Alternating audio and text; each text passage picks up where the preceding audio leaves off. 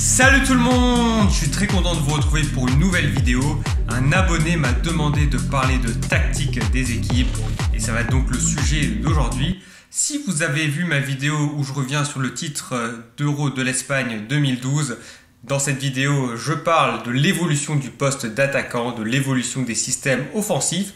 Mais aujourd'hui, on va se consacrer à la défense parce qu'il y a beaucoup à dire, notamment par rapport au dernier Euro où pas moins de 16 équipes ont régulièrement joué avec une défense à 3. Oui, avec 3 défenseurs centraux. 8 l'ont fait de manière permanente et 8 autres ont alterné entre une défense à 4 et à 3. Je vais me pencher sur les raisons de ce phénomène parce que finalement le système à 3 derrière, le 3-4-3 ou le 3-5-2 était jusque-là très peu utilisé. Voilà, actuellement en Europe, il n'y a finalement que l'Inter de Milan avec sur le côté droit Hakimi et cette saison à gauche on avait Ashley Young ou Darmian qui jouaient ainsi. Et puis l'Atalanta Bergame avec à gauche Gosens et à droite Mahle.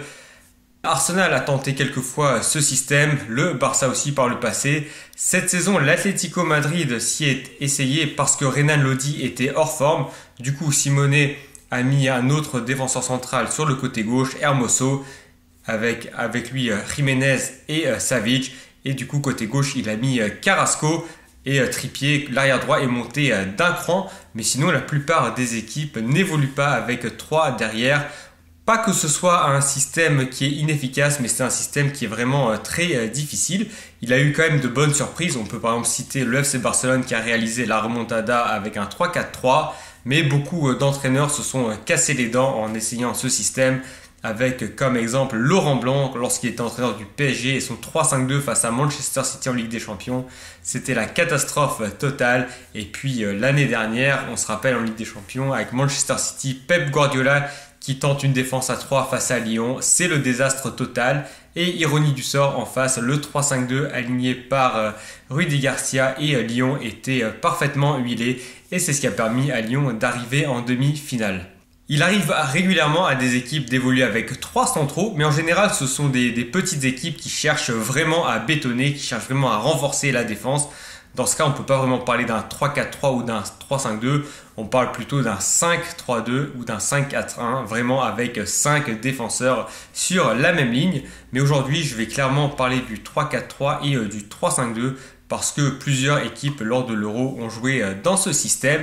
Et la raison numéro 1, c'est que cette année, c'est vraiment à la mode, tout simplement parce que la meilleure équipe de l'année 2021, c'est Chelsea qui a évolué dans ce système. Tuchel a introduit ce système lorsqu'il a pris les rênes de l'équipe en janvier 2021 et depuis, Chelsea qui a vraiment flambé jusqu'à remporter la Ligue des Champions. La raison pour laquelle Tuchel a changé ce système pour mettre une défense à 3 centraux, c'est que Chelsea encaissait beaucoup trop de buts et il s'est dit si mon équipe veut reprendre confiance, je vais commencer à bâtir de l'arrière, je vais commencer par construire une base solide et fait étonnant pour construire sa défense, il n'a pas rajouté un défenseur central, non, il a décalé le latéral droit Azpilicueta en défense centrale.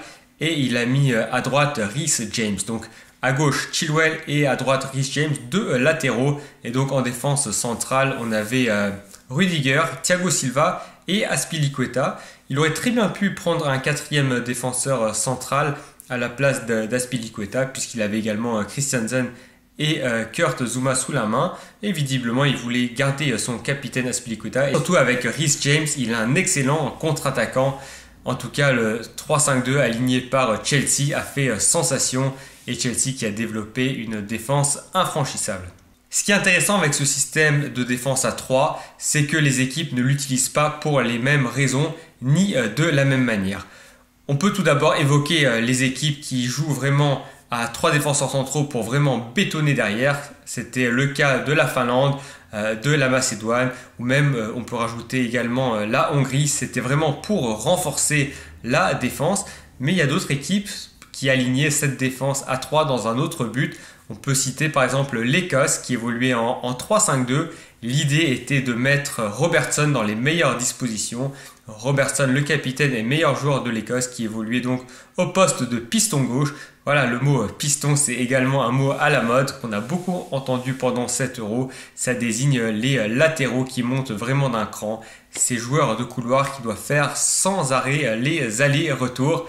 L'Ukraine a également adopté cette tactique après la phase de poule pour mettre Zinchenko dans les meilleures dispositions possibles. Et d'autres équipes ont tout simplement adapté ce jeu parce que c'est la meilleure chose à faire, notamment pour la Belgique qui devait renforcer sa défense centrale par rapport notamment à Meunier qui n'est pas forcément le meilleur latéral droit lorsqu'il s'agit de défendre, et également parce que côté gauche, ils n'ont tout simplement pas de latéral. Ils ont mis Torgan Hazard qui est plutôt un milieu de terrain, et donc ça leur permet de jouer en 3-5-2 avec cette défense à 3. On peut également citer l'exemple du Danemark qui au début de la compétition évoluait à 4 et puis après avec le forfait d'Eriksson ils sont passés à 3 derrière. Je pense que là tout simplement c'était que Vestergaard, le joueur qui a donc remplacé Eriksson dans le 11, était la meilleure option sur le banc du Danemark. Donc là c'est vraiment un choix par rapport à la qualité. D'autres équipes évoluent avec 3 joueurs derrière parce que les latéraux aiment monter. C'était le cas de la Russie qui évolue avec Yuri Zerkov à gauche. Bon, lui, il n'a pas joué longtemps parce qu'il s'est blessé. Et avec Fernandes à droite, un joueur qui aime bien prendre le couloir. Et les Pays-Bas, eux, ont décidé de renforcer leur défense avec le forfait de Van Dijk. Frank de Boer a jugé qu'il était plus prudent de jouer avec 3 centraux. Enfin, pour terminer, l'Allemagne évoluait également avec ce système 3-4-3 avec côté gauche Robin Gosens et à droite Kimmich. Ça permettait vraiment à Kimmich, l'un des meilleurs joueurs allemands, d'avoir un maximum d'influence. Voilà donc pourquoi je pense que Joachim Löw a opté pour ce choix. Au fil des matchs, des équipes sont passées d'une défense à 4 à une défense à 3. La seule exception, c'est l'Autriche qui évolue au début à 3 derrière et qui est passée à 4 derrière, en mettant désormais Alaba qui évoluait en défense centrale dans ce système à 3 sur le côté gauche, là où il a été bien meilleur, là où il pouvait être décisif avec des centres millimétrés. Mais on peut également citer l'exemple de la Suisse qui a changé son système pour passer à 3 derrière, et ça a été très intéressant face à la France parce que contrairement aux autres équipes qui évoluent avec 3 purs centraux, l'équipe suisse a mis Ricardo Rodriguez comme 3e central et lui c'est un latéral gauche à la base, et ça a vraiment permis à la Suisse de dédoubler régulièrement côté gauche et de mettre Benjamin Pavard en grande difficulté, et c'est également comme ça qu'est arrivé le premier but par Haris Seferovic. L'Angleterre a également changé de système. Alors là, c'était vraiment pour faire monter davantage les latéraux, pour faire davantage monter Trippier côté droit et surtout côté gauche Luke Shaw qui a été remarquable. Le système s'est avéré particulièrement efficace puisque c'est sur une transversale de Trippier sur Shaw que l'ouverture du score anglaise est arrivée en finale. Et du coup, en défense centrale, c'est le latéral droit habituel, Kyle Walker, qui a glissé. Avec toute sa rapidité, il a pu récupérer pas mal de ballons. La France a également changé de système au cours de l'Euro. Ça s'est super mal passé. Deschamps a décidé d'aligner une défense à 3 face à la Suisse en 8e de finale. Face au forfait de Lucas Hernandez et de Lucas Digne, il n'estimait pas Rabiot suffisamment fort pour se démener sur son côté gauche. Il a préféré renforcer donc son secteur défensif. Ça a été une catastrophe puisque le 3e défenseur central, Clément Lenglet, a été fautif sur le premier but suisse et a été sorti dès la première mi-temps.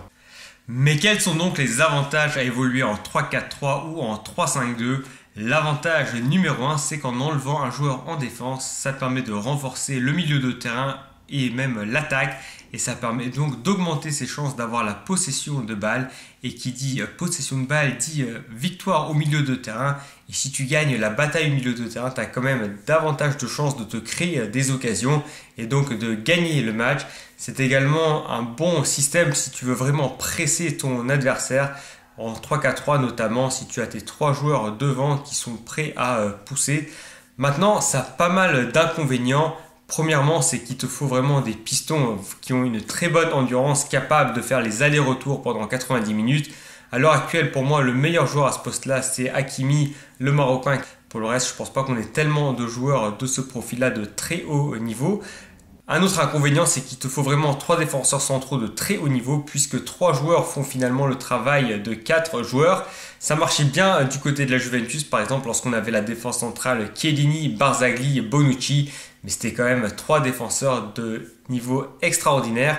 Et puis, dernière chose à signaler, c'est qu'avec ce système, il te faut 3 défenseurs centraux qui sont excellents dans la relance, qui sont vraiment capables de faire des passes millimétrées en toutes circonstances. Et ça, il y a quand même peu de joueurs qui ont vraiment cette faculté. Et enfin, un dernier désavantage, c'est que ce système t'oblige à avoir des milieux de terrain qui sont capables de venir jouer en défense centrale si jamais un des défenseurs centrales décide de prendre un peu son couloir. Il faut absolument que le milieu de terrain revienne défendre. Ça veut dire que c'est vraiment un système extrêmement difficile à mettre en place qui demande une maîtrise tactique parfaite avec des joueurs qui savent parfaitement coulisser. Et c'est un système qui est vraiment difficile à mettre en place, qu'on ne peut pas vraiment mettre en place du jour au lendemain. Même si là, visiblement, pendant l'Euro, les sélections ont su s'adapter assez rapidement pour mettre ce système en place. En tout cas, je suis très curieux de savoir si c'est un phénomène de mode ou si c'est un système qui va perdurer. Est-ce que le système de Tuchel va faire des émules également la saison prochaine? Premier élément de réponse avec la reprise des championnats d'ici 2-3 semaines. Voilà donc ce que j'avais à partager pour aujourd'hui. Donnez-moi votre avis dans les commentaires. Est-ce que vous voulez davantage de vidéos sur ce sujet? Proposez-moi également d'autres suggestions. Et je vous dis à très bientôt pour parler de plus de foot. Ciao, ciao!